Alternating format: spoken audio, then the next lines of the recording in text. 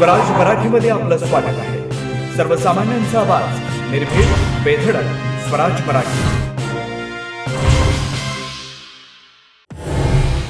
अंबरनाथमध्ये भर दिवसात तरुणीवर धारदार शस्त्रानं वार करत हत्या. शिवाजीनगर पोलिसांकडून हल्लेखोराचा तपास सुरू.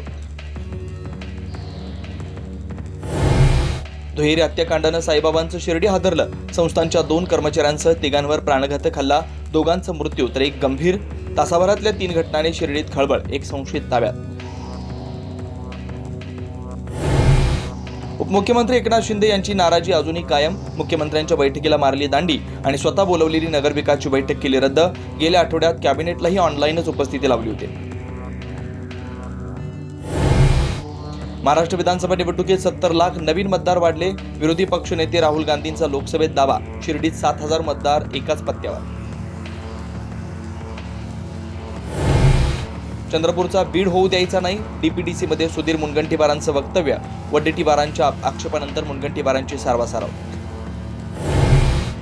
धनंजय मुंडेंनीच वाल्मिक कराडची ओळख करून दिली. जरांगे यांनी सांगितलं मध्यरात्रीच्या भेटीचा किस्सा. कृष्ण आंधळेला लपवून ठेवल्याचाही आरोप.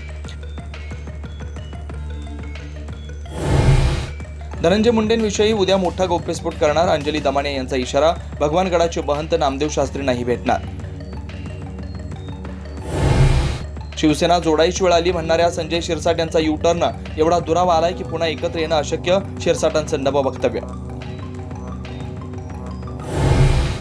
राक्षेनं खरंतर पंचांना गोळ्या घालायला पाहिजे होत्या. पंचांना लाथ मारण्याचं डबल महाराष्ट्र केसरी चंद्रहारकडून संतप्त समर्थन. तर शिवराजचा पराभव सिद्ध केल्यास 1 कोटी देण्याचं कोच पोंगल यांचं आव्हान.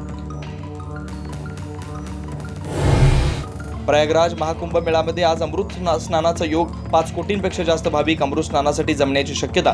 साधू संतांसह भाविकांवर हेलिकॉप्टरमधून पुष्पवर्षाव.